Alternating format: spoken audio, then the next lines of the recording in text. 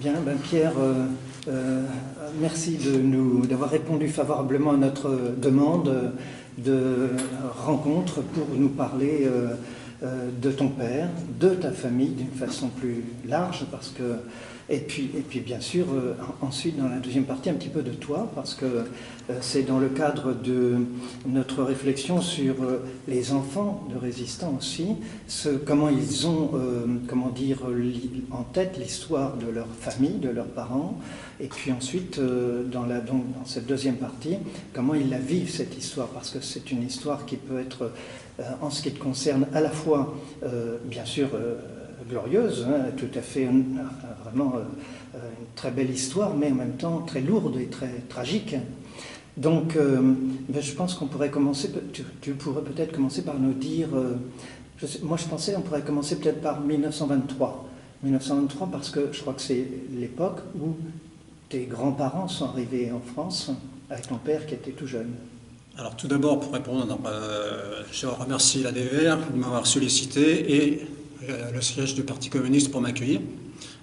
Rappelons que mon père, outre son passé de dirigeant syndical, était également membre du bureau politique du Parti communiste, donc le siège correspond bien à ce qu'il était également dans ses fonctions. Correspondant à son arrivée en France, il est arrivé à l'âge de 4 ans, sachant qu'il était né en 1924, il est arrivé en 1928. Et mes grands-parents étaient venus en France. Alors, il y avait mon grand-père qui était à Paris déjà, et ma grand-mère est venue avec mon père en 28. Ils travaillaient tous les deux dans le textile, dans le tricot, à Paris, et ils avaient en même temps des activités militantes au Parti communiste. Et ils avaient dû fuir la Pologne, parce que mon père est né à côté de Varsovie, à Wolomine, dans la banlieue de Varsovie. Ils avaient fui la Pologne pour fuir le régime de Piłsudski, le maréchal qui dirigeait la Pologne à l'époque de façon anticommuniste et anti-juive. Comme ils étaient et juifs et communistes, il y avait 2 raisons de partir de Pologne pour venir à Paris. Paris, capitale de la France, qui pour eux était le pays des droits de l'homme, de la Révolution française, et donc par conséquent où ils avaient le moins à craindre, sans savoir ce qui allait se passer derrière. Et donc ils sont venus à Paris, se sont établis dans le 20e arrondissement, et ils ont vécu dans cette période de leurs activités d'ouvriers du textile. Voilà. Je suis d'une famille d'ouvriers immigrés, j'aurai l'occasion d'y revenir, je pense, d'ouvriers immigrés installés dans un quartier populaire de Paris. Voilà. Et mon père, il avait 4 ans, et il n'a jamais quitté Paris, outre la déportation bien sûr. Il est venu à Paris, il a toujours vécu en France. Une petite question, quand ils sont arrivés à Paris, est-ce qu'ils ont été bien accueillis ? Ils étaient bien accueillis, il n'y avait pas d'hostilité à leur rencontre, parce qu'il y avait beaucoup de personnes comme eux qui venaient en France.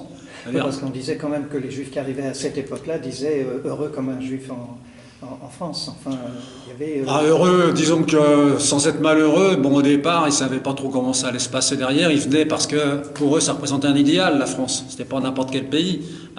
Ils sont venus en 28, donc bien avant le début de la guerre. Alors pour eux, ça semblait, une solution la moins mauvaise possible. Alors après, évidemment, avec les événements qui se sont produits, ça a été autre chose, mais quand ils sont venus, ils venaient avec l'espoir de pouvoir trouver quelque chose d'autre que la vie polonaise dans laquelle ils se heurtaient avec le régime en place. Et donc, ils ont repris des activités politiques au sein du Parti communiste, cette fois en France.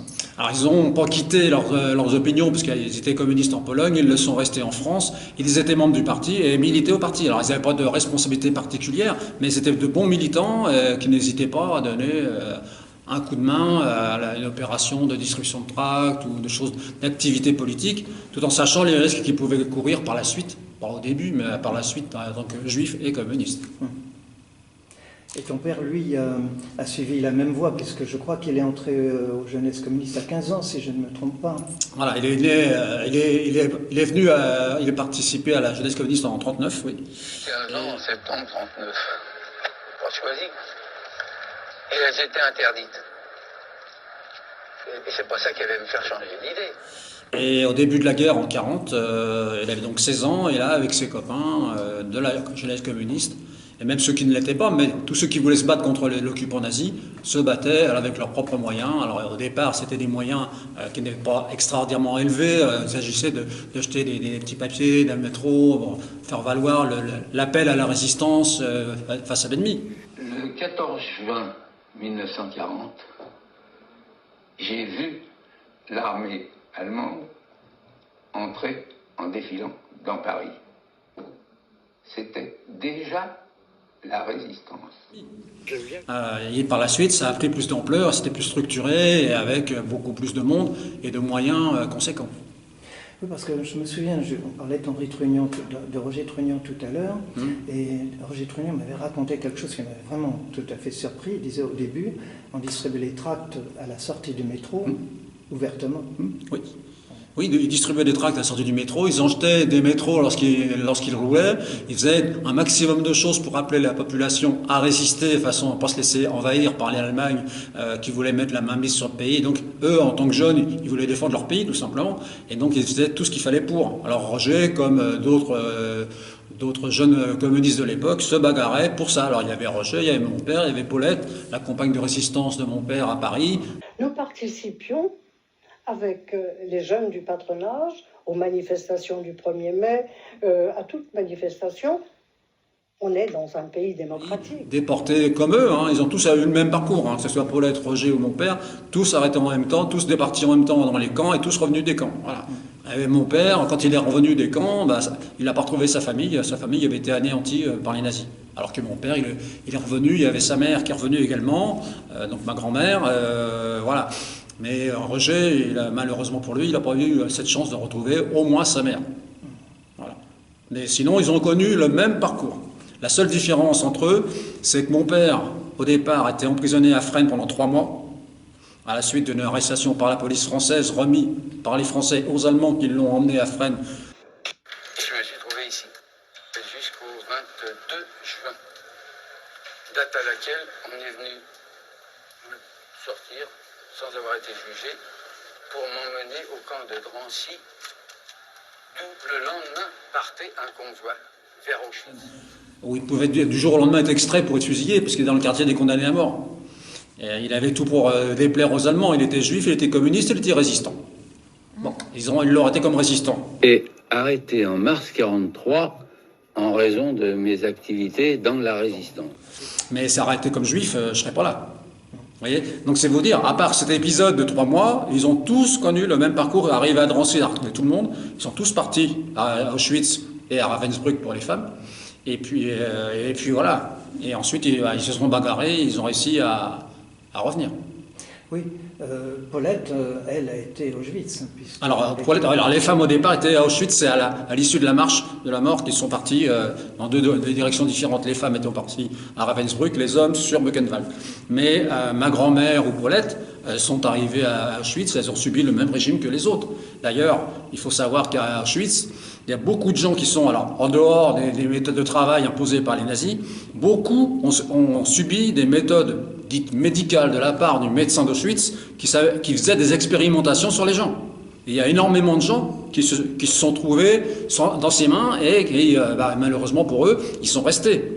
Et il ne fallait pas tomber malade parce que c'était dans ses mains qu'on arrivait. Donc il fallait tenir à tout prix. Alors, je reviens un tout petit peu sur leur arrestation. Ils ont tous été arrêtés en même temps.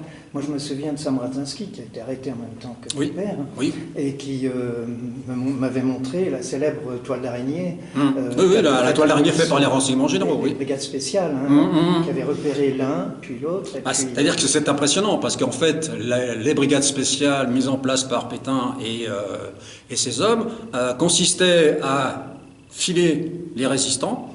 Et quand il ne savait pas la personne qu'il rencontrait, il mettait ici un homme avec tel. Et puis il tissait comme ça, dans tous les sens. Et après, il avait une super toile d'araignée, et on voyait qui était visé par la police. Alors, ma grand-mère, qui avait été suivie par les renseignements généraux, il ne l'avait pas identifiée parce qu'il ne savait pas qui c'était. Mes amis, une femme avec une petite fille. La petite fille, c'était sa fille, la sœur de mon père. Et donc ainsi de suite, comme ça, jusqu'à ce qu'elle saute sur tout le monde et ils embarquent tout le monde. Mais l'arrestation de mon père et de sa mère ne s'est pas faite de cette façon-là. Parce que ma grand-mère était agent de liaison. Et donc elle transportait à ce titre des armes, des tracts, tout un tas de choses pour son responsable. Et avec le responsable en question, elle avait un code pour se faire connaître au moment où elle arrivait. Et à l'époque, ils avaient trouvé un code qui consistait à mettre une serviette pour dire qu'il y avait du monde dans le coin et l'enlever quand il n'y avait pas de danger. Et puis, manque de chance, il y a eu un loupé au niveau code, et ce qui fait qu'elle est tombée dans les mains de la police le même jour où son fils, donc mon père, a été arrêté. Donc les Français avaient arrêté et la mère et le fils ensemble. Et sur le coup, ils ne le savaient pas, mais quand ils les ont interrogés, ils étaient bien contents de les avoir parce qu'ils ont essayé de les faire parler l'un après l'autre selon leur méthode, mais ni l'un ni l'autre n'a flanché et n'ont absolument rien dit. Et donc, c'est à l'issue de ces interrogatoires musclés que mon père est parti à Fresnes et qu'il a retrouvé 3 mois plus tard toute sa famille, enfin la famille, ses amis, ses camarades, à Drancy, pour le départ à Auschwitz. Un bruit court. À Drancy, les bruits couraient très vite, ça se répandait. Il est arrivé de Fresnes 3 personnes qui sont dans la prison de Drancy. Il y a un Henri Krasuki, il y a un Sam Radzinski. Donc, ils vivent, ils n'avaient pas de nouvelles. Eux ne savaient pas que nous étions à Drancy, et nous, on ne savait pas où ils étaient, ce qu'ils étaient devenus. Voilà. Mais mon père était arrêté avec 60 de ses copains sur dénonciation d'une fille qui avait infiltré le réseau, qui était affiliée à la police française, et donc qui a balancé le réseau. Et ma grand-mère qui, elle, c'était à part, mais le même jour, manque de chance, à travers un loupé au niveau code de compréhension. Moi, je me souviens d'avoir lu justement le bouquin que Sam a fait. Oui, Sam Radzinski, oui. L'annexe d'Auschwitz, la mine où ils travaillaient tous. Oui, Javisovitch, oui. Voilà. Et au début du bouquin, et donc le témoignage donné par les résistants français qui étaient là, mais aussi ensuite par des mineurs allemands. Donc c'est très très intéressant pour savoir les conditions dans lesquelles ils ont travaillé, si on peut dire ça. Oui, parce que les conditions de travail dans la mine, déjà quand on normal, un petit mineur, ça n'a rien de facile, mais en déportation à travers le régime qu'ils subissaient, parce qu'en plus dans les mines il fallait travailler, mais ils étaient assujettis au coup de droit commun allemand qui eux s'en faisaient un plaisir de leur taper dessus, parce que s'ils n'avaient pas le quota de l'extraction de charbon journalier, ils devaient rester au fond jusqu'à ce que ça soit fait, et en subissant des coups des droits communs. Donc je veux dire, c'était très compliqué. Alors ils essayaient de résister à travers justement le ralentissement de la production de charbon, mais si les autres s'en rendaient compte, ils étaient bons pour se prendre des coups, jusqu'à ce qu'ils terminent ce qu'on leur demandait de faire. Donc c'était encore plus compliqué dans ces cas-là que en temps normal. Bon, je ne dis pas que c'est la grande joie, mais un mineur qui n'est pas assujetti à ce régime, c'est déjà plus facile, entre guillemets, que ce qu'il vivait à Javisovitch. Oui, surtout que c'était quand même des gens qui étaient mal nourris. Il y avait la malnutrition, il y avait les coups, il y avait tout ce qui était... tout ce qui dépendait du régime concentrationnaire, et donc par conséquent, dans ces conditions, extraire du charbon, il fallait être costaud quand même, parce que c'était pas évident. Il fallait quand même être bien constitué physiquement pour supporter les coups, le régime et toutes les privations qui allaient avec. Ils étaient jeunes, ça c'est sûr, et même très jeunes. Ah bah oui. Il y a quelque chose qui m'a frappé aussi dans ce livre, c'est que lorsqu'ils sont arrivés à Auschwitz, ils avaient fait un voyage qui était très difficile, dans de mauvaises conditions et très long, je crois, 2 jours et 1 nuit, et entassés dans des wagons, et ensuite sur la place, là où ils étaient, oui, pour la sélection. pendant des heures. Je crois que je ne sais plus si c'est Sam ou Roger Trugnan qui dit ça. Ton père leur avait dit, tenez-vous droit. Il faut qu'on leur montre qu'on n'est pas brisé, quelque chose comme ça. Et je trouve que c'est quand même quelque chose... C'était le moyen de montrer aux Allemands que quoi qu'ils puissent faire, ils se battaient et ils restaient dignes. Oui. Ils ne perdaient pas leur dignité, au contraire. Ils voulaient leur montrer que quoi que voulaient faire les Allemands, ils résistaient de cette façon-là, en montrant qu'ils ne se baissaient pas, ils étaient carrément droits. Et puis, là, lorsqu'ils arrivaient à Auschwitz, sur la place, dès l'appel, ça pouvait durer des heures, sous le vent, la neige, de tout ce qu'on veut. Et puis, c'est là qu'ils faisaient la sélection. Ils sélectionnaient ceux qui pouvaient leur servir et les autres qui partaient directement à la chambre à gaz. Et c'est comme ça que mon grand-père est décédé d'ailleurs. Quand il est arrivé, ils ont fait la sélection, ils ne l'ont pas trouvé intéressant pour eux, ils l'ont mis de côté, il est parti avec les autres à la chambre à gaz et puis au four crématoire derrière. Moi, je ne l'ai jamais connu, mon grand-père. Par contre, mon père qui était costaud, ils l'ont mis de côté parce qu'il pouvait leur servir, comme ses copains, à la mine de Javisovitch. Donc ma grand-mère, elle était costaud, donc ils l'ont gardée. Si elle avait été un peu faiblarde, ils la mettaient de côté, puis je ne l'aurais jamais connue. Donc il y a une sélection.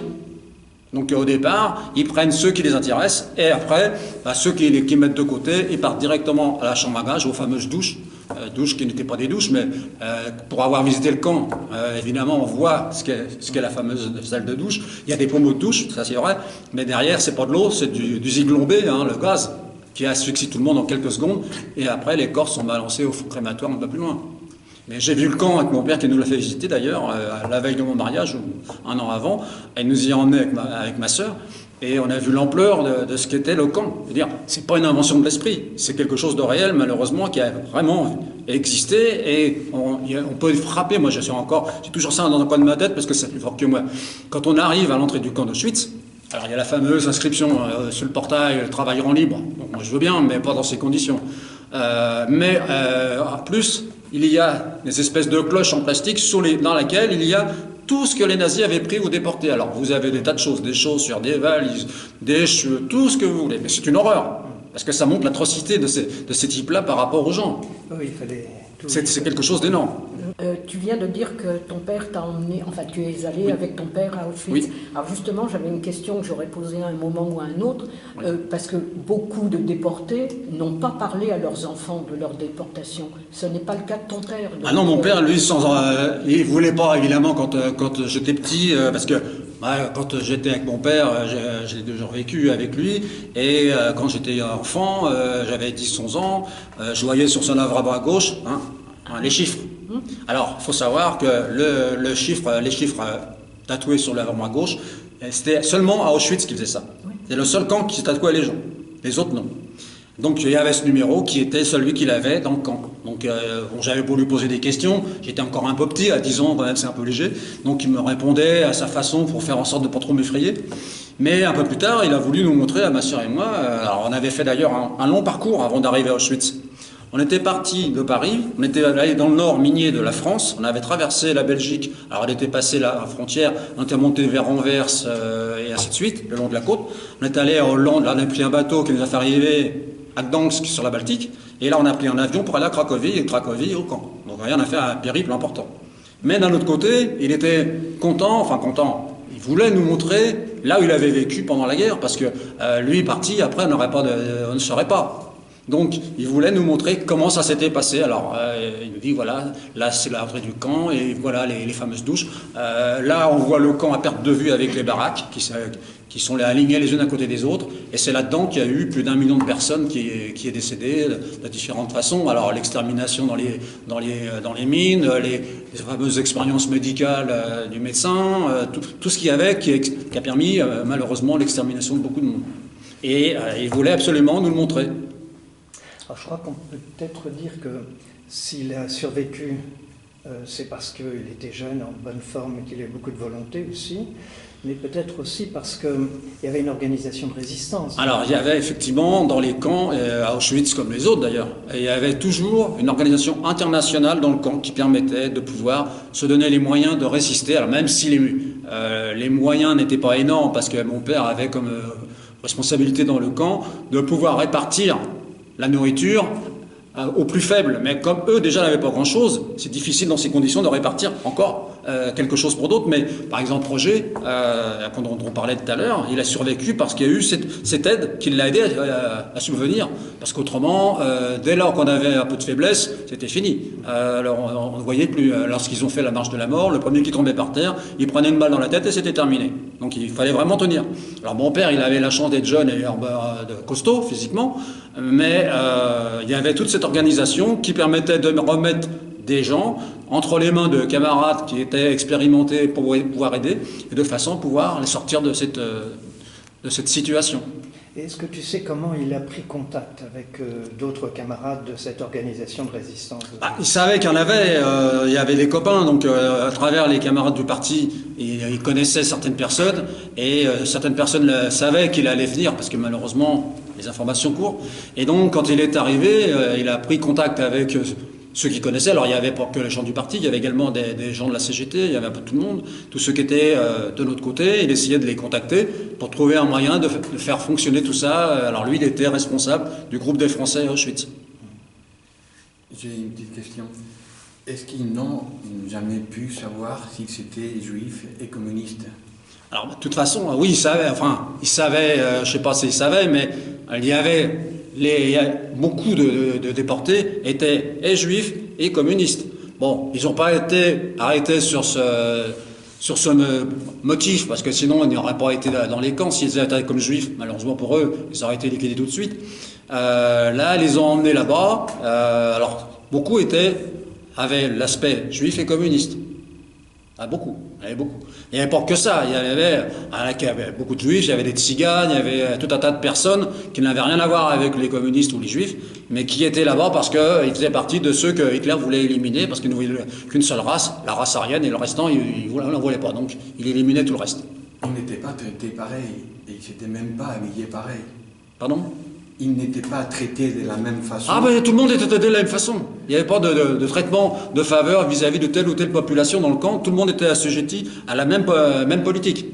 Que tu sois juif, que tu sois homosexuel, tzigane, communiste ou pas, tout le monde était assujetti à la politique du camp, et donc tout le monde devait faire ce qu'on leur demandait de faire. Et si tu ne le faisais pas, eh bien tu te faisais... Et ils s'étaient habillés de la même façon aussi. Ah bah, mais l'habillement, c'était simplement un bout de toile sur le corps. Il n'y avait pas d'habillement particulier. C'était un morceau de toile de jute qu'ils avaient qui était rayé, et puis c'est tout. Ils n'avaient rien sur le corps, absolument rien. Il fallait, malgré tout, trouver le moyen de résister dans ces conditions, ce qui n'était pas facile. Au moment de l'évacuation du camp, en janvier 1945, oui. Tu peux nous dire ce qui leur est arrivé? Alors, en janvier 1945, c'est l'arrivée de l'armée rouge aux portes d'Auschwitz qui a provoqué l'évacuation du camp par les Allemands, parce que l'armée soviétique est arrivée aux portes du camp, donc les Allemands ont fait partir tous ceux qui étaient valides, tout le reste ils les ont tués. Mais ceux qui étaient valides, ils les ont embarqués dans cette fameuse marche dite de la mort, parce que c'était une marche qui s'est effectuée en plein hiver, en neige, avec de la neige et puis du froid. Au début, ils devaient marcher, et puis ensuite, ils étaient entassés sur des plateaux de train découverts, et il fallait résister malgré le froid, la neige et le gel, parce qu'il y avait tout ça, c'était forcément. Et donc, par conséquent, il fallait tenir le choc pour arriver au camp suivant. Donc, le camp suivant, une fois de plus, c'était Buchenwald pour les hommes et Ravensbrück pour les femmes. Mais lors de la marche de la mort, il y a eu finalement beaucoup de dégâts, et parmi ceux qui auraient pu arriver, il y a celui de ma grand-mère. Ma grand-mère a failli y rester, parce qu'elle avait quand même 40 ans, elle n'était pas toute vieille, elle était même assez jeune, mais elle a failli y rester parce qu'elle était épuisée. Et c'est Paulette qui s'en est rendu compte, Paulette, la compagne de mon père. Ils sont restés toujours ensemble, je crois. Bah justement, Paulette voulait rester ensemble avec ses amis, ses camarades, parce qu'elle ne voulait pas être séparée. Donc elle trouvait, par exemple, Paulette, elle le dit dans le film, qu'à un moment donné, elle s'appelle Sarcey, ou Svika. Mais pour être avec ma grand-mère, elle avait transformé son nom avec le S en K, qui faisait Paulette Krasuki. Comme ça, elle restait avec ma grand-mère. Autrement, avec le S, elle pouvait être séparée, et après, on ne savait pas. Donc là, ils sont arrivés à Ravensbrück. Ma grand-mère était prise en charge à l'initiative de Paulette, entre les mains de Marie-Claude Vaillant-Couturier, qui l'a prise en charge et qui l'a sauvée. Voilà. Et mon père, en arrivant à Buchenwald, a pris contact avec Marcel Paul, qui était là-bas, et donc s'occupait du camp, dans le camp de l'organisation internationale. Donc Marcel Paul et mon père ont pris contact et se sont mis à aider les déportés tels qu'ils avaient fait auparavant. Mais voilà, cette marche, elle était franchement une horreur. Et ça a duré pas mal de temps, parce qu'après, quand ils sont arrivés dans les camps, il a fallu enlever les corps qui étaient entassés sur les plateformes. Alors, je ne dis pas, ils avaient ça à faire en plus. C'était vraiment l'horreur jusqu'au bout, quoi. La marche, et la tuerie, et derrière, l'évacuation des corps provoquée par les conditions de transfert. Mais malgré tout, ils arrivaient quand même à trouver le moyen, physiquement, bien sûr, mais aussi mentalement, à tenir le choc. Par exemple, à Auschwitz, mon père avait, à Noël 1943, il avait trouvé le moyen de siffler intégralement la 7e symphonie de Beethoven.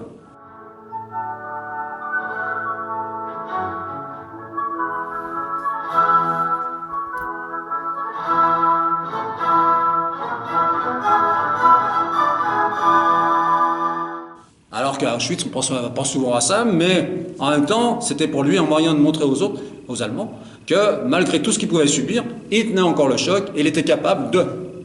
Et Roger, dont on parle, eh bien c'est pareil, il avait fait un exposé sur Voltaire. C'est quand même pas les meilleures conditions pour le faire, mais malgré tout, il l'a fait parce qu'il voulait leur montrer qu'il n'était pas aussi abaissé qu'il l'aurait voulu, parce qu'il tenait encore le choc mentalement, parce qu'il n'y avait pas la résistance physique, mais il y avait également mentale, parce que si on résiste comme ça, mais qu'ici ça flanche, il n'y a plus rien derrière. Donc c'est pour ça qu'ils avaient trouvé le moyen de montrer aux nazis qu'ils pouvaient faire ce qu'ils voulaient, mais toujours est-il qu'eux étaient toujours là. Oui, c'est des actes de résistance. Ce sont des actes de résistance. La production s'en est, mais ça aussi. Voilà, parce que malgré tout ce que pouvaient faire les autres, leur montrer que, ils se laissaient pas abattre, et au contraire, ils trouvaient le moyen, mentalement, de faire quelque chose alors sifflant, et faisant un exposé de différentes formes, leur montrer que ça fonctionnait encore. C'est assez extraordinaire. Et ce qui est aussi assez extraordinaire, c'est ce qui s'est passé à Buchenwald. Oui. Ah oui, parce qu'à Buchenwald, il y avait l'organisation interne internationale comme dans les autres camps, mais il y avait également, ils avaient trouvé le moyen de récupérer des armes qui leur ont permis ensuite, à l'approche des Américains, de se soulever dans le camp pour se libérer eux-mêmes. Parce que quand l'armée américaine est arrivée à peu de kilomètres de Buchenwald, les déportés qui avaient récupéré des armes sur les nazis s'en sont servis pour se soulever et, à l'approche des Américains, participer à leur libération. Et ça, c'est pareil, ça demandait beaucoup d'astuces, parce que prendre des armes dans un camp où tu es censé ne pas en avoir, et si tu en prends et qu'on te découvre avec, tu te fais descendre, tu te fais tuer, il fallait quand même trouver le moyen de le faire. Mais malgré tout ça, ils ont quand même réussi à faire quelque chose. Oui, parce que quand même, trouver des fusils, des armes, des grenades ou même un bazooka, je crois. Oui, je crois que c'est mon père ou Roger, un des deux, qui avait un bazooka. Je ne sais plus lequel des deux, mais il y en avait un des deux qui avait un bazooka. Et c'est vrai que pour attraper ce genre d'armes dans un camp pareil... Alors, je ne sais pas si c'est exact, mais j'ai lu quelque part que les déportés avaient réussi même à soudoyer parfois quelques SS pour avoir des armes. Je ne sais pas si tel est le cas. Il y en a peut-être quelques-uns. Mais dans l'ensemble, ils étaient quand même féroces, les nazis. Mais ils étaient aussi très corrompus. Il y en avait beaucoup. Ils avaient toutes les qualités. Ouais. Et donc, ils ont libéré leur camp. C'est quand même ça aussi. Ils ont participé à leur libération à l'arrivée des Américains. Les Américains étaient à 2 pas quand ils sont libérés. C'est vrai que c'est quand même extraordinaire, parce que quand on voit la façon dont ça s'est passé, c'est quelque chose. Mais d'un autre côté, ça montre que, bien que déportés, bien que subissant toutes les privations qu'ils ont pu avoir, ils étaient encore aptes à pouvoir réfléchir, trouver le moyen d'eux et de s'unir pour faire quelque chose qui était leur libération.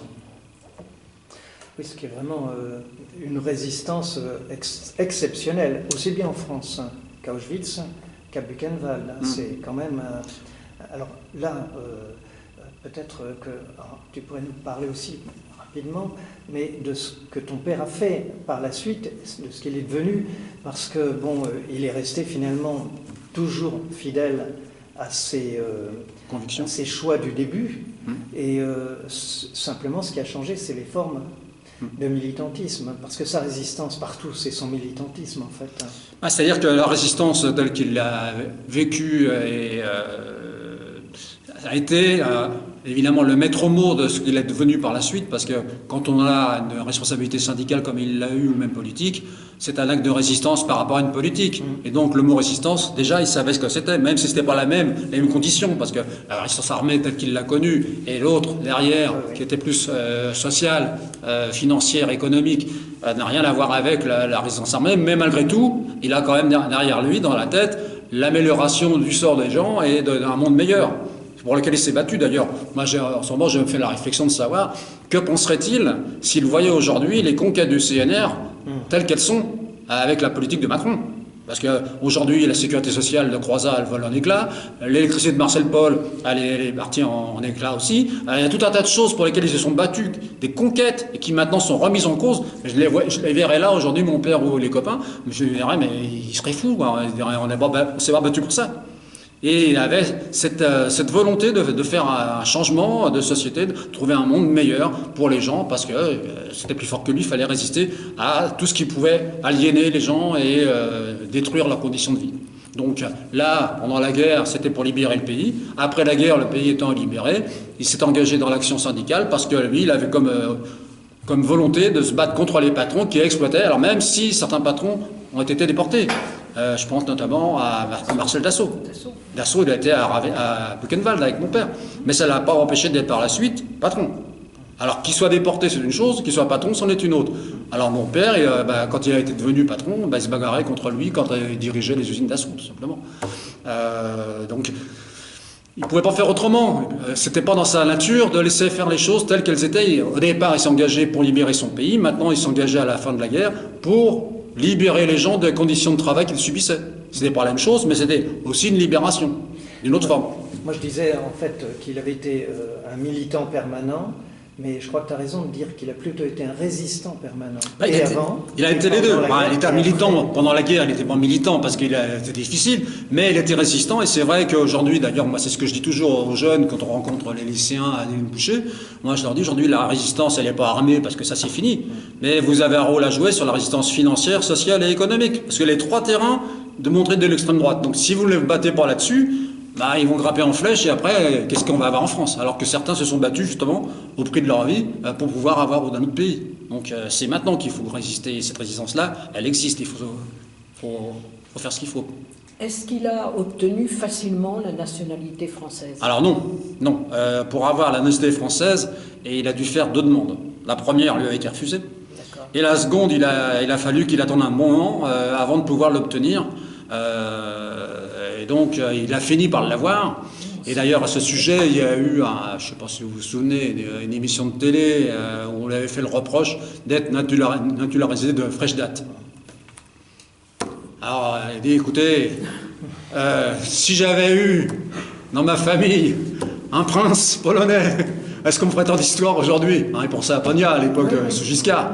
Donc voilà, il leur a répondu, écoutez, on me dit ça, mais si j'avais eu un prince dans ma famille d'origine polonaise, est-ce qu'on m'aurait fait ce genre de remarques? Pogna, il était d'origine polonaise, c'était un prince, et en plus, ministre de l'Intérieur, féroce. Il avait même ajouté que l'USTG était aussi d'origine juive polonaise, et que lui, on ne lui posait pas ce genre de questions. Non. Il faisait pas ce genre de non. Parce que mon père représentait aux yeux des autres quelqu'un qu'il fallait absolument démolir sur le plan personnel déjà, parce qu'il résistait et c'était mal vu. Et donc ils essayaient de par tous les moyens de... Mais il a fini par l'obtenir, la nationalité française, mais il a mis quand même 2 tentatives. Mais il l'a obtenu. En quelle année il l'a Je crois que c'est en 47. Si j'ai bonne Il mémoire. aurait semblé tout à fait normal que tous ceux qui avaient résisté, étrangers, puissent le... Parce que ce sont au départ des étrangers qui sont venus se battre pour la France. Exactement. Les gens de la fiche rouge, c'est ça. Les 27 de la fiche rouge, c'était des gens qui, bien qu'étrangers, voulaient se battre pour libérer la France. Même si ce n'était pas leur pays, parce qu'ils considéraient que la France, il fallait qu'elle soit libérée du régime nazi tel qu'il était à l'époque. Et ils l'ont payé de leur vie. Mais d'ailleurs, à ce sujet, mon père n'était pas dans le groupe de Manouchian. Il travaillait avec eux dans les actions. Et à la fin de la guerre, le jeune frère de Marcel Reymann, Simon, mon père l'a pris en charge parce que son frère a été assassiné, sa famille était morte, il n'y avait plus personne. Donc c'est mon père qui l'a pris sous son aile pour l'aider à redémarrer derrière. Donc c'est pour dire un lien malgré tout avec Manouchian et son groupe et le frère de Reymann. De toute façon, si j'ai bien retenu, si tu veux, par mes discussions avec Robert Andvelt notamment, et quand on a présenté le film Une jeunesse parisienne en résistance, au fond, Manouchian, quand il a été arrêté, était chef sur Paris des FTP-MOI, et ton père était, je ne vais pas dire chef, je vais dire responsable, je crois que c'était le terme, des jeunes. Voilà, il était au départ responsable d'un groupe de jeunes, par la suite responsable d'un arrondissement. Oui, puis après... Le 20e. Voilà.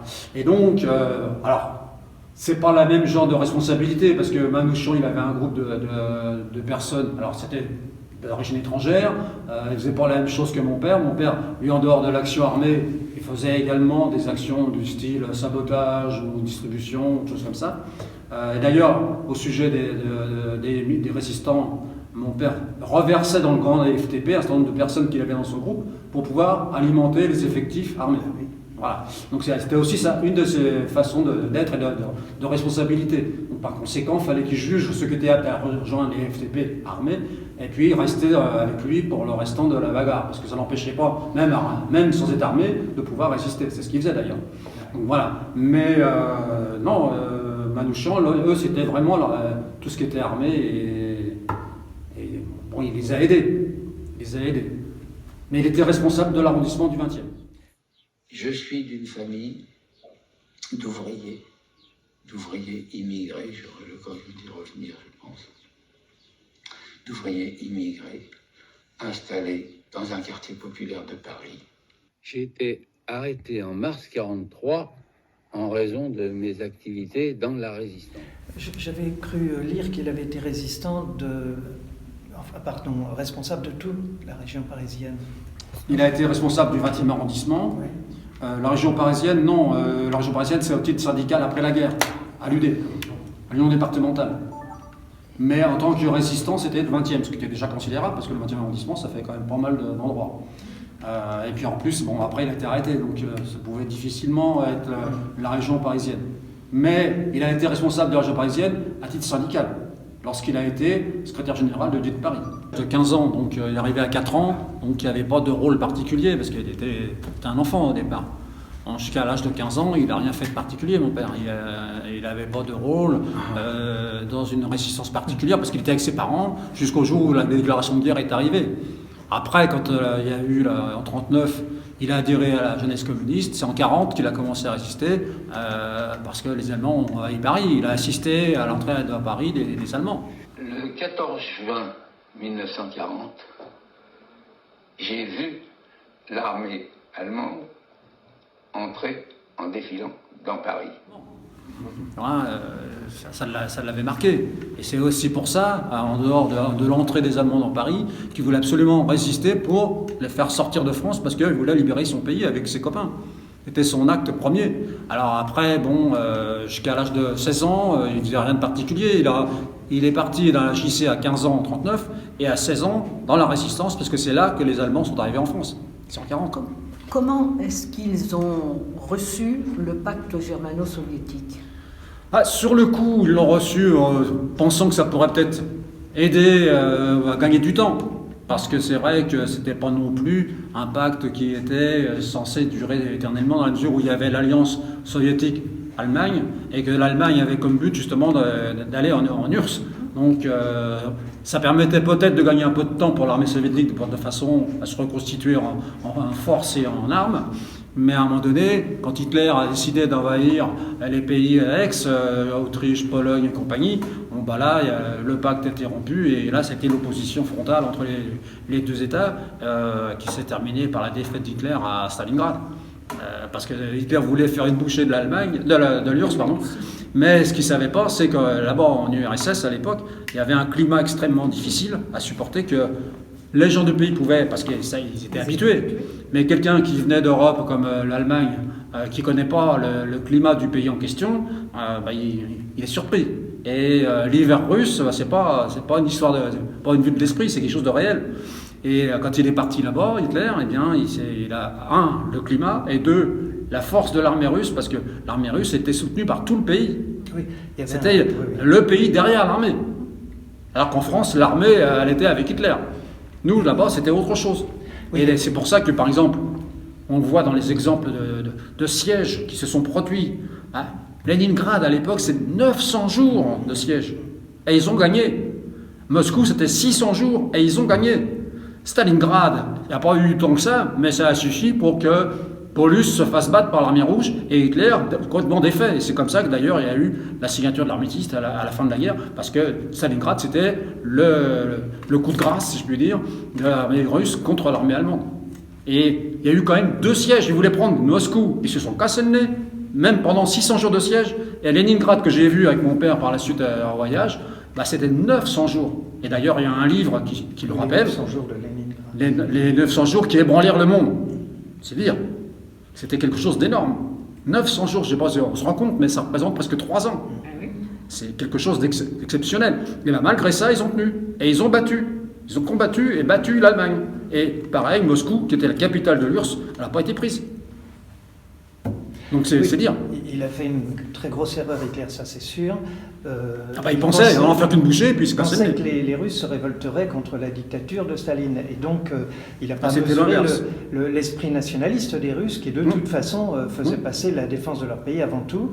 Et puis, la preuve en est, c'est qu'il a envoyé ses troupes en 1941 avec des uniformes d'été seulement. Oui, je te dis, il y a l'histoire du climat russe, surtout l'hiver.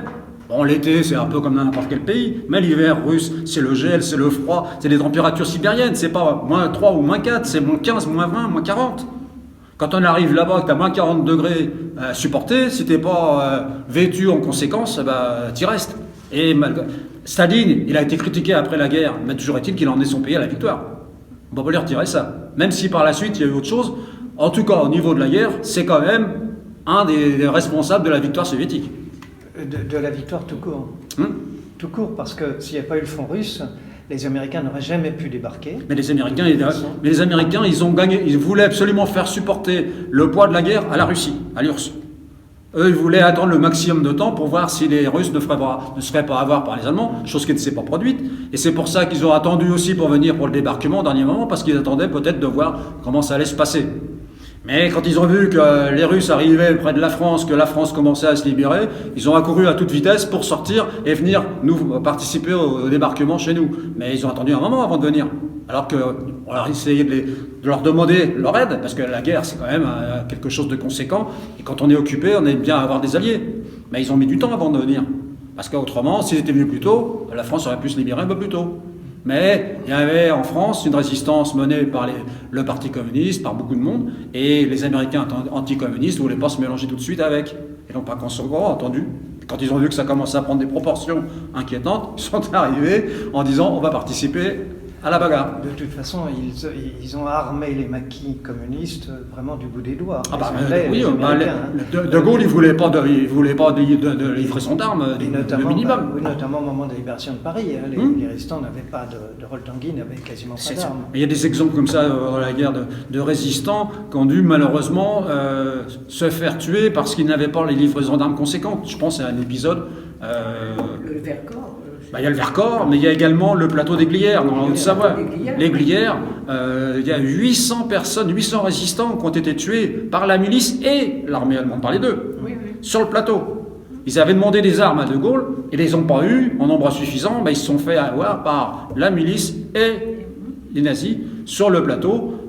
Ce plateau, il est magnifique. Moi, d'ailleurs, à ce sujet, si vous allez sur ma page Facebook, vous verrez le monument de Glières sur ma page. Moi, ça me marque tellement que je ne peux pas faire autrement. Et franchement, il voulait vraiment pas. Du bout des doigts, il faisait des livraisons d'armes, De Gaulle. Parce que derrière la livraison, il y avait le Parti communiste qui n'était pas sa tasse de thé. De toute façon, que ce soit la Première ou la Seconde Guerre mondiale, ils sont intervenus que lorsqu'ils ont été directement impactés. C'est par là... C'est l'attaque du Japon. Oui, puis quand ils voyaient que ça commençait à sentir le roussi en France, ils se sont dit, c'est maintenant qu'il faut qu'on arrive. C'est ce qu'ont fait les Américains avec le débarquement. Mais autrement, ils ont fait supporter le poids essentiel de la guerre à la Russie quand même. On va passer à la deuxième partie, si tu veux bien. Je t'en prie. Alors la deuxième partie, comme je les ai tout à l'heure, c'est toi, on le sait nous, mais c'est pas pour nous que tu vas le dire. Comment tu, que fais-tu de cet héritage? Comment le sens-tu? Et est-ce que pour toi c'est un héritage qui te permet de t'épanouir en quelque sorte, ou au contraire, est-ce que c'est parfois pas quelque chose d'un petit peu lourd, parce qu'il faut être aussi à la hauteur. C'est peut-être pas toujours facile. Alors déjà, pour répondre à ta question, sache que porter le nom de mon père, pour moi c'est une fierté par rapport à ce qu'il a été et ce qu'il a fait. Ça c'est une première chose. Ensuite, j'ai été bercé dans cette ambiance alors, pas de résistance armée, mais de résistance tout court. Et donc, à travers ce que je voyais à la maison, dans les responsabilités de mon père, je comprenais, par la suite, pas tout de suite évidemment, mais j'ai fini par comprendre ce qu'il faisait.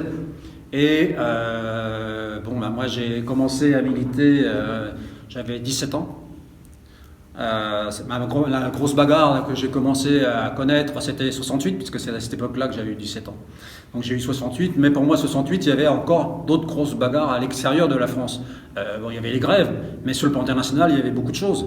Il y avait la guerre au Vietnam, contre laquelle on se battait. Il y avait la Libera d'Angela, d'ISIS, qui était condamnée à mort, noire et communiste, et qu'on a sauvé. Donc je veux dire, ce sont des choses pour lesquelles j'ai participé en tant que jeune. J'avais 17 ans. J'étais membre de la jeunesse des lycées, qui est maintenant la Fidèle, mais bon, c'était autrement à l'époque, mais c'était la même structure. J'étais membre de la JC, j'ai fait beaucoup de choses. Et par la suite, je suis devenu, alors à l'âge de 19 ans, j'ai pris ma carte au parti. Alors mon père me disait, oui, mais attends un peu, t'es un peu jeune. Je dis, attends, écoute, tu vas pas me dire ça. Alors bon, j'ai pris ma carte. Et quand j'habitais à Paris, parce que j'habitais Paris quand même jusqu'à mon mariage, jusqu'à 24 ans, lorsqu'on est arrivé dans le 19e, j'avais donc 7 ans et jusqu'à 24 ans, donc 17 ans de vie dans le secteur. En tant que militant du parti, je vendais l'Huma Dimanche et Pif le Chien tous les dimanches dans la résidence. J'avais une liste de personnes qui achetaient les journaux.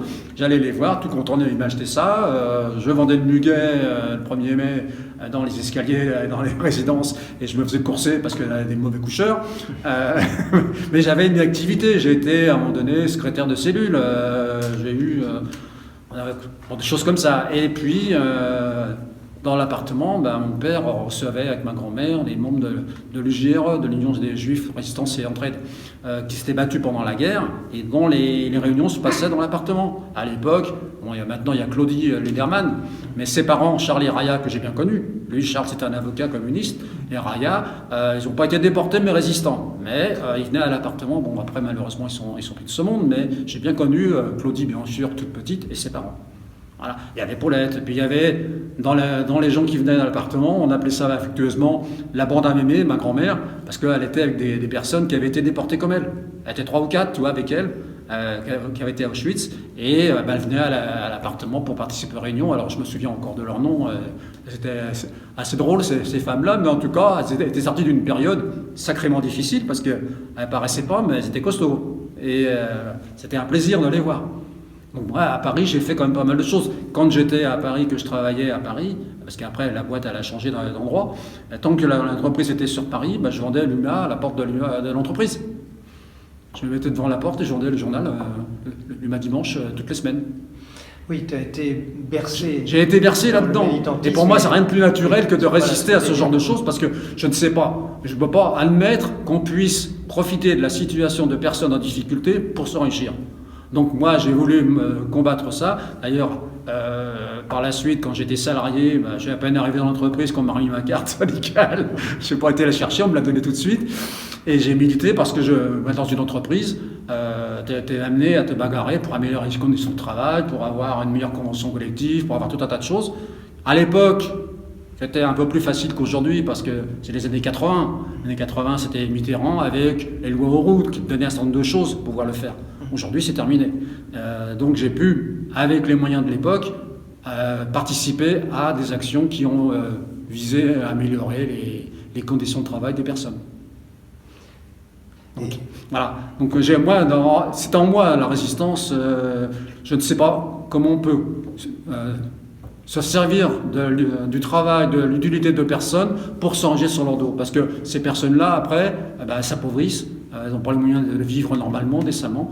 Or, tout être humain qui travaille doit pouvoir justement le faire. Mais avec la façon de traiter les gens, malheureusement, c'est l'inverse qui se produit. Et même à la retraite, je peux témoigner que tu continues. Je continue, oui. Dans le même sens. Hein. Oui, à militer pour tes idées et pour la mémoire aussi, parce que ça c'est important. L'activité mémorielle est importante parce que justement, comme on le voit bien avec la DVR, mais je fais partie également de l'association de Claudie à l'UJRE. Je fais partie de l'association Uncourt, Châteaubriand, Voves et Rouillé. D'ailleurs, il y a 2 semaines, c'était la cérémonie annuelle d'un cours où je suis là après-demain, on est vendredi, oui c'est ça, après-demain il va y avoir Châteaubriand, donc je vais me débrouiller pour y aller. C'est important parce que Châteaubriand, quand on demande aux gens ce que ça évoque, ils savent qu'il y a eu des fusillades, mais ils ne savent pas qui a été fusillé. Or, ce n'est pas le fait d'un hasard si ce sont 27 communistes, dont le plus jeune avait 17 ans, et qui était à l'époque l'ami d'Odette Niles, dont je connais la petite fille, Karine. Et qui vient de décéder... Odette, il n'y a pas très longtemps qu'elle est décédée. Le 27 mai, je crois. Oui, c'était cette année. Oui, c'était une femme remarquable et sa petite fille, je la connais bien et j'ai encore vu l'autre fois un cours. Parce qu'il y avait une cérémonie à Montreuil dimanche. Voilà. Donc ce sont des personnes qu'il ne faut surtout pas oublier. Donc l'activité mémorielle est importante pour expliquer ce qui s'est passé, pour comprendre le passé, parce que le passé explique le présent. On ne peut pas se dire aujourd'hui c'est comme ça, il faut savoir pourquoi c'est comme ça, qu'est-ce qui a amené ça, et ce qu'il faut faire pour empêcher ça. C'est plus important. Donc là, évidemment, j'ai aussi, je participe toujours à titre syndical et politique. Il y a 2 ans, j'ai été candidat au départemental pour le titre du Parti communiste. Je suis membre de la CGT. Je fais pas mal de choses. Je fais aussi partie du monde associatif avec le Secours populaire. Tu vois, le Secours populaire, cette semaine, il y avait le congrès départemental, mais j'ai été invité au titre de la CGT, en Normandie, où les camarades m'avaient invité pour le 40e anniversaire de la lutte de la chapelle d'Arbelay, la papeterie qui a failli être liquidée et qui, malgré la menace de liquidation, a gagné avec les salariés le droit de continuer à produire, et ils ont bénéficié d'aides publiques pour ça. Et aujourd'hui, nos pouvoirs publics, eux, cherchent une chose, c'est la liquider et la faire partir à l'étranger. Mais les copains ne sont pas d'accord. Et l'autre fois, la chapelle d'Arbelay, c'était une des grosses luttes que mon père avait suivies. Et j'ai été invité pour honorer ce 40e anniversaire. Et quelquefois, je suis invité à ce titre-là par d'autres structures. J'avais été invité il y a 2 ans par Alès pour la lutte de la chapelle, pour la lutte des mines de la Drecht, où les salariés avaient réussi l'exploit d'ouvrir une nouvelle voie, même si ça s'est mal terminé, ils avaient quand même fait quelque chose. Il y a différents endroits où je suis allé, là. C'est comme ça, mon père n'est pas oublié. L'autre fois, quand on a vu la cérémonie à la Confédération pour l'Esplanade, il y avait 400 personnes. 400 personnes, ça montre quand même qu'il y a du monde qui se souvient de lui et qui l'ont apprécié et qui l'apprécient toujours à travers tout ce qu'il peut y avoir comme écrit et souvenirs évoqués. Et oui. Donc moi, je continue dans cette voie-là et je fais en sorte non seulement de parler, j'essaye de faire du mieux possible de mon côté, mais en même temps de continuer à honorer sa mémoire de façon à ce qu'on n'oublie pas ce qu'il a pu être, ce qu'il a pu faire ou écrire, parce que malgré tout ce qu'il a pu faire et écrire, ça remonte à peut-être 30 ou 40 ans, mais c'est toujours d'actualité. Tu ne changes pas un seul mot, c'est la même chose. Parce que les événements étant la même chose, et la même nature que les précédents, en les aggravant au fur et à mesure que le temps passe, mais c'est le même raisonnement qui perdure et qui fait que ce qu'il a pu écrire est toujours valable. Écoute, moi je crois que ton père serait fier de toi. Merci. Je le pense, parce que tu continues vraiment son travail, son œuvre.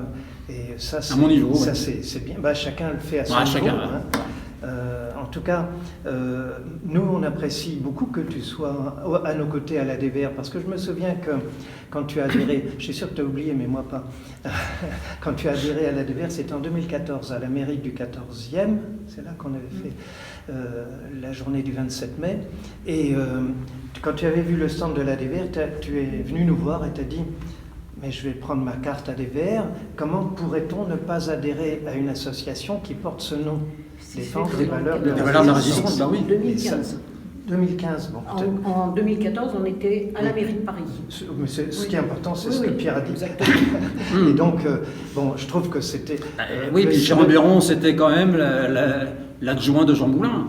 Du fameux CNR, même du vrai CNR, pas l'autre guignol. C'est aussi le signe, tu sais, de tout ce que tu viens de nous dire, que pour toi, c'est une importance capitale. Voilà. Et donc ça, c'est quelque chose de très très important pour nous. Et puis, on va en terminer là, mais je voudrais te remercier, bien sûr, de cet entretien. Et puis remercier aussi le Parti communiste d'avoir accepté que cet entretien se fasse ici. Parce que pour nous, c'est important. Pour toi, c'est important. Et pour la mémoire de ton père aussi, c'est important. Oui, parce que le siège du Parti communiste, il a été, en dehors de ses responsabilités syndicales, il a été aussi responsable politique. Il a été d'abord au comité central et puis ensuite au bureau politique. Il a fait pas mal de choses et donc par conséquent le siège du parti me semblait... On a déjà été, il n'y a pas si longtemps que ça, à la Confédération pour l'Esplanade. Je me disais qu'il faudrait peut-être changer de lieu et que celui-ci étant également le témoignage de son activité, autre celle qui était sur le plan syndical, me semblait tout approprié. Donc par conséquent, j'avais vu avec les copains d'ici, c'est comme ça que j'ai vu Nicolas, il m'a dit, écoute, on peut faire ça au siège du parti, pas de problème. Et puis voilà, et donc aujourd'hui, le Parti communiste nous fait le plaisir de nous accueillir. Et c'est une très bonne chose, c'est une très bonne chose. Et donc je tiens, tu leur diras, à remercier les camarades du Parti communiste de nous avoir accueillis, gentiment. Est-ce qu'il y a beaucoup d'établissements scolaires qui portent le nom de Henri? Non. Non. Il n'y a pas d'établissement scolaire. Il y a la place dans le 20e. Oui. Alors la place du 20e, elle avait été inaugurée en 2005. Oui. Alors à l'époque, c'était Delanoë, le maire de Paris.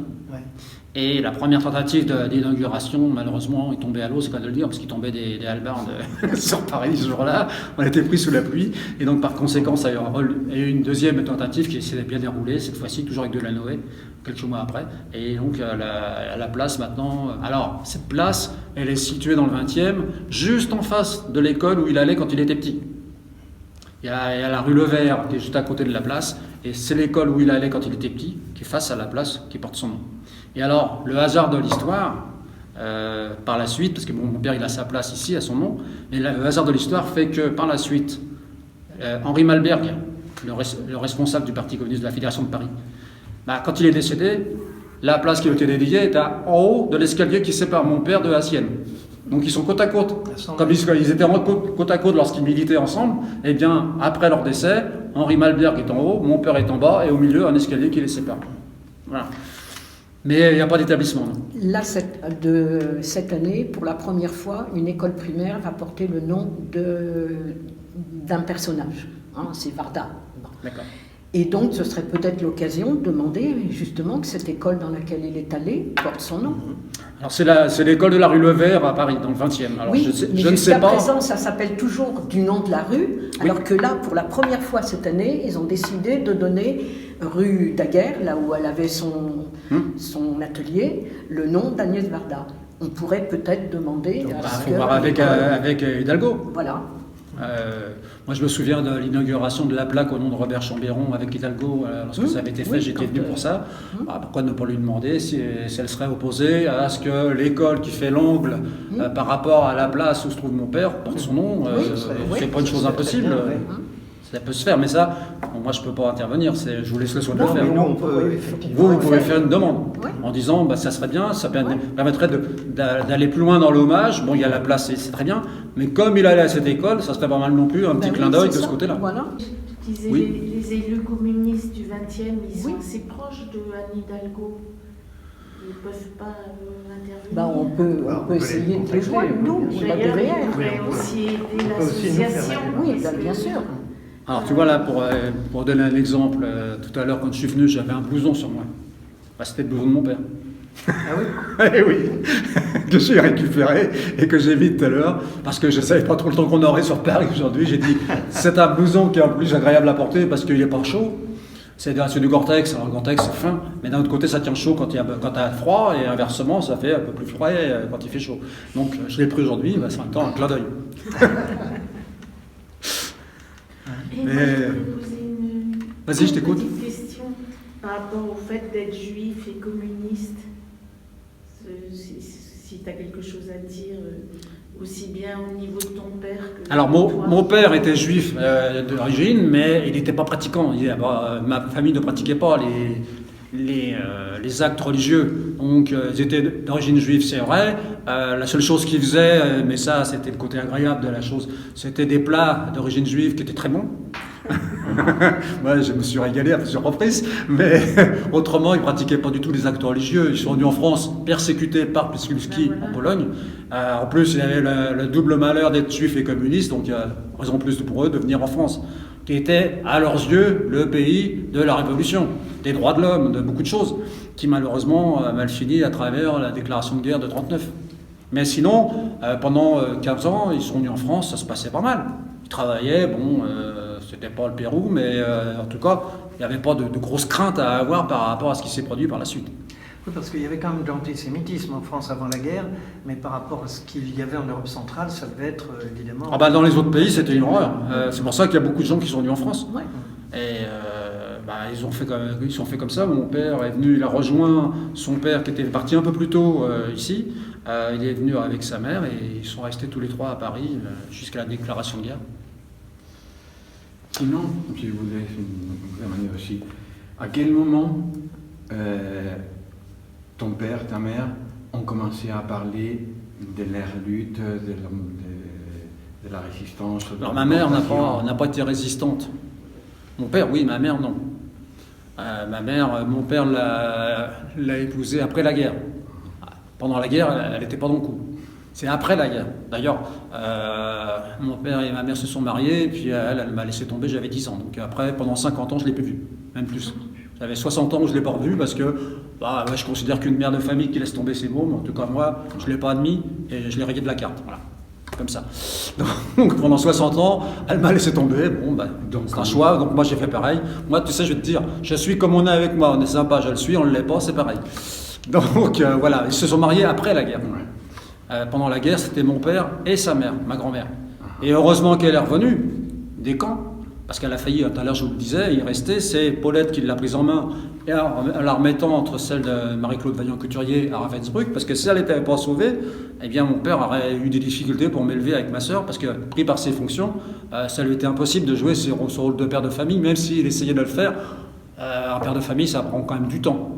Donc, il a demandé à sa mère, ma grand-mère, de venir en France pour nous élever. Donc, elle a eu un parcours exceptionnel. Elle était résistante, arrêtée, déportée, mère de famille et grand-mère. Donc, c'est la grand-mère qui a commencé à te parler des... C'est ma grand-mère qui est venue en France nous élever, ouais. Et c'est pareil, comme elle était à Auschwitz, elle avait le tatouage. Quand je lui demandais, elle ne savait pas trop comment faire. Parce que me dire ça à un gamin, c'est pas facile de faire comprendre l'extermination d'un camp comme Auschwitz. Mais elle a eu ce parcours-là quand même. Donc elle a eu 2 enfants, elle a sa fille qui avait des soucis de santé, elle était résistante, arrêtée, déportée, revenue des camps. Et derrière ça, élever ses petits-enfants. Je trouve que c'est quand même remarquable. Parce que sans elle, et sans mon père, j'aurais pas été ce que je suis. Quand on parle, par exemple, on demande qui a été résistant en France, les 3 quarts du temps, tu as des gens qui te répondent De Gaulle. De Gaulle, moi, je veux bien, mais c'est pas lui qui a été résistant. Parce que De Gaulle, sans la résistance, il n'aurait pas fait ce qu'il a fait. Parce que s'il a pu faire certaines choses, c'est parce qu'en France, il y avait une résistance avec des communistes, avec d'autres, qui se sont battus pour faire en sorte que. Mais De Gaulle tout seul, on le voit bien à travers ses agissements, il donnait des armes du bout des doigts aux résistants parce qu'il ne voulait pas trop non plus qu'ils prennent d'importance par rapport à son rôle à lui. Mais toujours est-il que s'ils n'avaient pas été là, les Français, ils n'auraient pas fait beaucoup de choses. C'est-à-dire que jusqu'à ce que le Conseil national de résistance soit en place, c'était un chef de guerre, un chef militaire, quoi. Oui. Et là, ça lui a donné une dimension politique. Alors évidemment, c'est quelque chose d'extraordinaire. Oui, mais à la fois pour le CNR et pour lui. Ouais, tu parles du CNR. Là, l'autre fois, j'étais il y a 2 semaines à la commémoration d'un cours. Et tous les ans, il y a la compagnie de théâtre qui fait un petit spectacle. Cette année, ils ont fait un spectacle sur la création du CNR, justement. Alors, ça dure une demi-heure, c'est du concentré, mais alors c'était vraiment bien fichu, parce qu'ils expliquent les agissements des uns et des autres, les tiraillements les uns et les autres, pour faire en sorte d'aboutir au CNR, en prenant en compte telle ou telle idéologie par rapport à telle autre, et ainsi de suite. On s'aperçoit que du côté de Gaulle, c'était pas vraiment ça, parce qu'il y avait aussi les communistes, il y avait Jean Moulin, il y avait un certain nombre de personnes qu'il fallait mettre ensemble pour pouvoir créer ce fameux CNR, qui s'est fait, mais pas sans difficulté quand même. Mais c'est vrai que Chambéron, c'était l'adjoint de Moulin. Et quand on voit que c'est lui qui a créé en 2013 la DER pour les 70 ans du CNR, et bien, ça montre sa volonté qu'il avait de faire vivre le souvenir de ce qui s'est produit et à quel titre ça s'est fait et avec qui ça s'est fait. Jusqu'au bout, il voulait faire quelque chose pour continuer. Il voulait faire vivre la mémoire de la résistance. Il aurait pu dire j'ai fait ma tâche. Oui, non, mais justement, lui, c'était pas ça. Il voulait continuer à expliquer pourquoi, avec qui et comment ça s'est fait à cette époque-là et à quoi ça aboutit derrière. C'était sa façon de faire vivre ces valeurs de la résistance. Tout à fait.